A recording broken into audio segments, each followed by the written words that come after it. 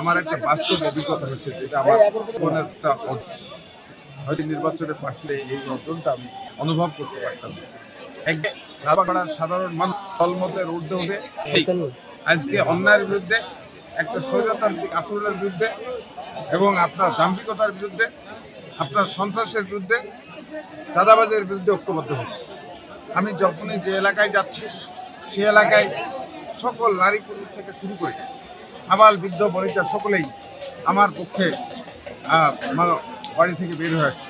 এবং আমি তাদের কাছে যখন দোয়া যাচ্ছি, তারা নিজেরাই বলে উঠছে, দোয়া তো করবই, আমরা ভোটও দিব, আপনি খালি দাঁড়িয়ে থাকবেন।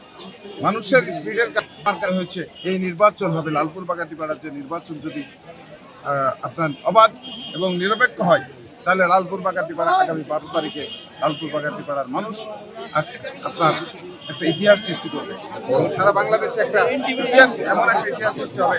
লালপুর বাগাতিপাড়া আমাদের যে বিজয় হবে, সেই বিজয়ের ব্যবধান লালপুর সারা বাংলাদেশে অনেক রেকর্ড। এখন আপনার এই নির্বাচনে আমি দেখতে পাচ্ছি, কারণ অনেকগুলি সমস্যা দৃশ্যমান, অনেকগুলি সমস্যা অদৃশ্যমান। কারণ আপনারা জানেন যে এখন মোবাইলের যুগ, অনেক সমস্যায় কিন্তু অদৃশ্যমান, এটা রেকর্ড থাকে। তবে প্রতিনিয়ত প্রতি জায়গাতে নির্বাচনের প্রথম থেকেই লেভেল ফিল্ডের একটা অসমন্বয় সৃষ্টি করার জন্য একটা গোষ্ঠী এবং একটা দলের একটা প্রার্থী সমর্থকরা, নেতারা প্রতিনিয়ত বিভিন্ন দলের এবং সাধারণ মানুষকে গ্রেপ্তার করার একটা প্রবণতা শুরু হয়েছে। এই গ্রেপ্তারের সাথে প্রত্যক্ষভাবে একটা জড়িত ছিল।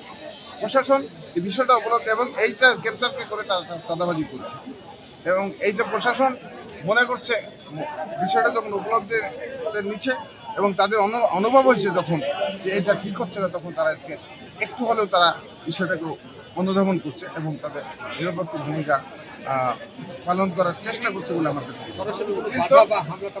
কিন্তু দেখতে পাচ্ছি যে ওই প্রার্থীর নেতাকর্মীরা বিভিন্ন ভোটারদেরকে, বিশেষ করে সংখ্যালঘুদের বাড়ি বাড়ি যায় তাদেরকে হুমকি দিচ্ছে ভোট কেন্দ্রে না আসার জন্য।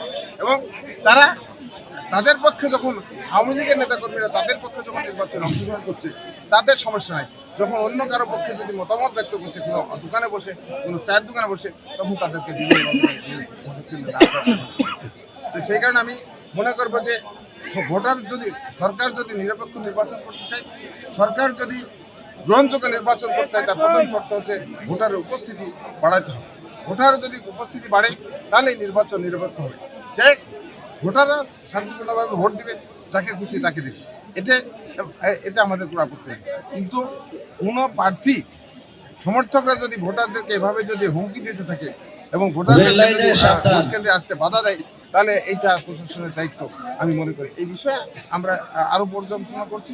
আমরা এই বিষয়ে আমরা রিটার্নিং অফিসার থেকে শুরু করে আমরা প্রয়োজনে প্রধান নির্বাচন কমিশনার, প্রয়োজনে প্রধান উপদেষ্টা, স্বরাষ্ট্র মন্ত্রণালয়ে আমরা লিখিতভাবে এই বিষয়গুলো আমরা জানাবো। কিন্তু আমরা যেহেতু নির্বাচনে নেমেছি, আমরা কোনো ভয় ভীতি, হুমকি ধমকির ভয় পাই না।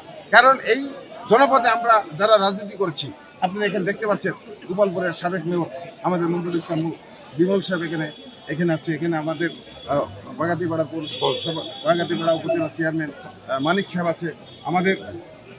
আমার এই লালপুরের চেয়ারম্যান ছিল প্রখ্যাত আইনজীবী অ্যাডভোকেট আতিকুল্লাহ বিশ্বাস কেদা, রঞ্জিত সরকার,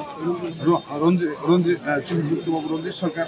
এই অঞ্চলে বিএনপি যারা প্রতিষ্ঠা করেছে, এই অঞ্চলে আমাদের answer Ali Dayarampur union chairman সহ আরও অনেকেই দেখতে হবে।